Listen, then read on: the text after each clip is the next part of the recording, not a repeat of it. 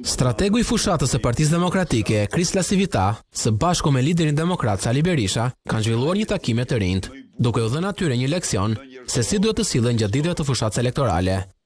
Në takimin e zhvilluar të shtunën paradite, por të publikuar këtë të mërkur nga zyra e medjes së Partisë Demokratike, Krisla Sivita, i cili tashmë ndodhet në SBA, u ka dhënë mesazhe të qarta të rinjve se çfarë duhet të bëjnë deri në 11 maj. Por fushatën është thelbësore që t'i jap mesazhet aty ku ndodhen votuesit. Shumica për jush nuk e merr informacionin nga burime tradicionale, si media klasike. Ju informuani përmes rrjeteve sociale, përmes internetit dhe platformave të ndryshme.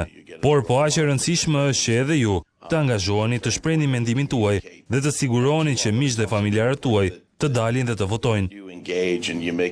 E gjithë kjo fushat ka të bëjë me çështje më të rëndësishme, ekonominë dhe të ardhmen.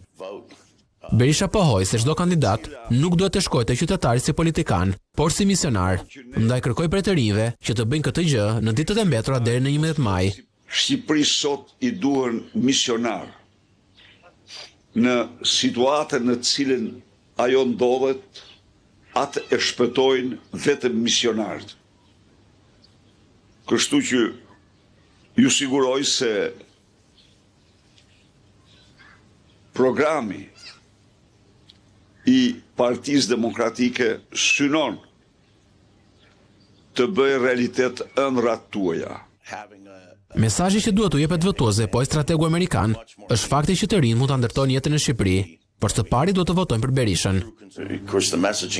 Mesazhi për të cilin flet doktor Berisha, për mundësinë që të rinjt të qëndrojnë në Shqipëri, të ndërtojnë një të ardhme këtu, pa pasur nevojë të largohen në Europë apo Shtetet e Bashkuara, është thelbësor. Pavarësisht faktit se në këtë takim foli gjatë, Krisla Sivita u sugjeroi të rinjve se gjithmonë mesazhet duhet të jenë të shkurtra.